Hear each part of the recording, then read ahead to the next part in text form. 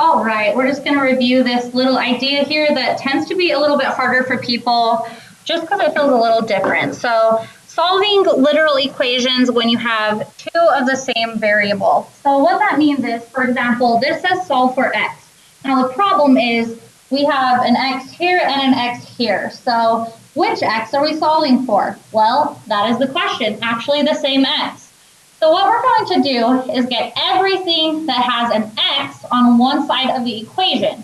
And anything that does not have an x, we've got to move it to the other side of the equation. So I'm going to go ahead and I'm going to subtract 2x from both sides.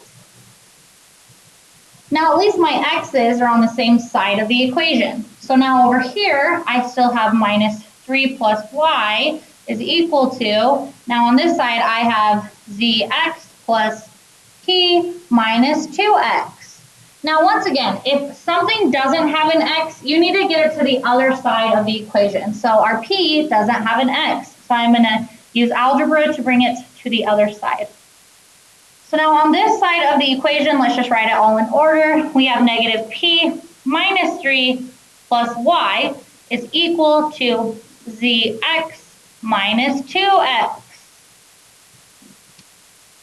Now, the reason we do this is because now over here, since everything has an x, we can actually factor out that x. So what we're going to do is pull out the x. So we would divide by x. Left over is z minus 2. And we still have the left side of our equation here sitting nice and pretty. Now look, how awesome is this? Our x now is not 2 x's, but 1 x, because we factored it out. So now we can get x alone by dividing by z minus 2. Dividing by z minus 2. Our final answer, x is equal to negative p minus 3 plus y all over z minus 2. Okay, let's practice one more like that. Solve for y. Once again, the problem is we have two y's. So we're going to go ahead and let's add 3y. Add 3y. So then we have 3x is equal to 2y.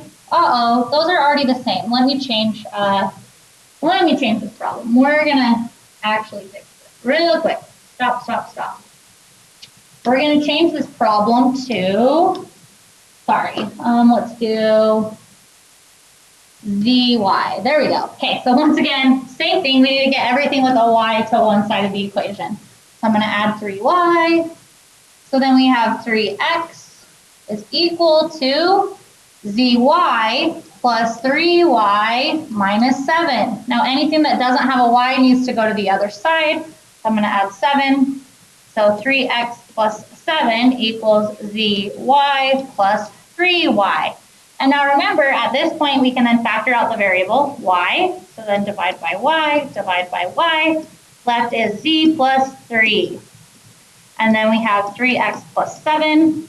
So now to get y all by itself, we'll divide by z plus 3. Divide by z plus 3. And now we were able to get y all by itself. Okay, great job.